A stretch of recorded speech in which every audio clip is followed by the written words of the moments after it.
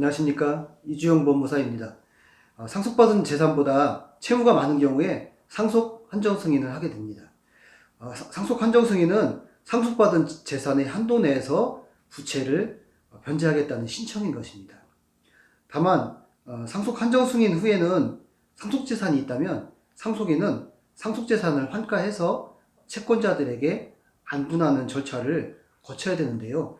이번 시간에는 상속재산에 대해서 청산 안분하는 절차인 상속재산 파산과 상속 한정 승인 후에 반드시 상속재산 파산 절차를 거쳐야 하는지에 대해서 알아보겠습니다.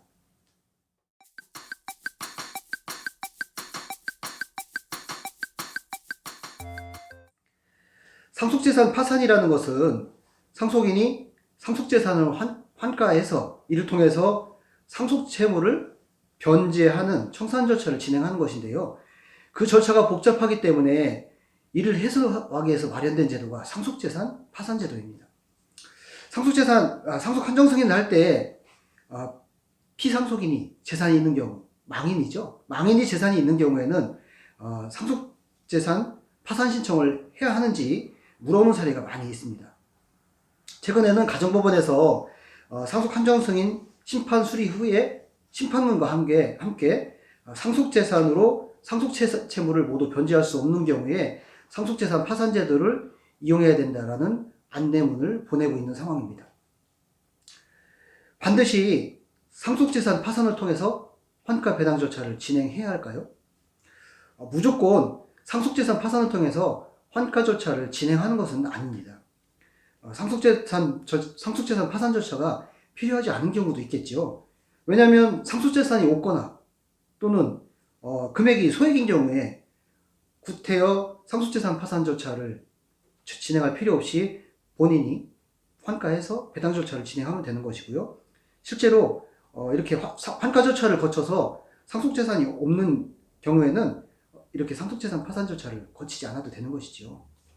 그러면 상속재산 파산은 어느 경우에 진행하게 될까요?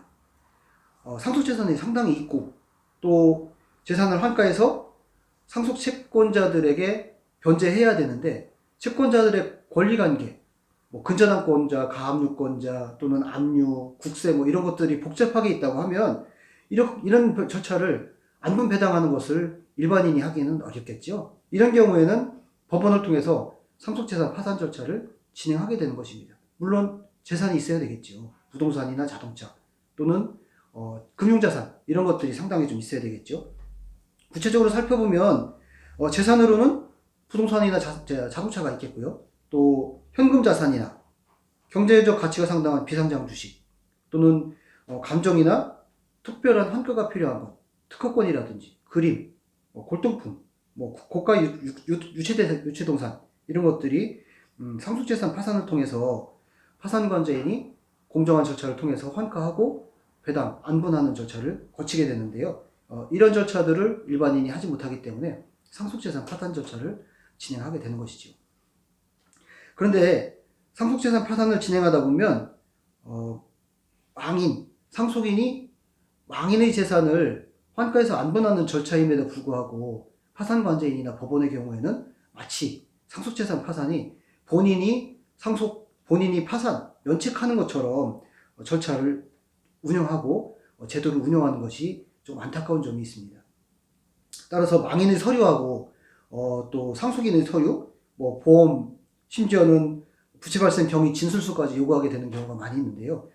이런 경우도 저와 함께 상담하고 같이 절차를 진행하다 보면 보다 수월하게 절차를 진행할 수 있다는 것들을 말씀드립니다.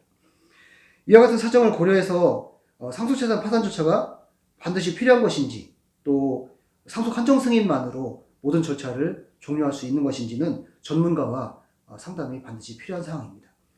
이상 상속재산에 대한 파산 또 상속 한정 승인 후에 반드시 상속재산 파산 절차를 진행해야 되는지에 대해서 알아보았습니다. 감사합니다.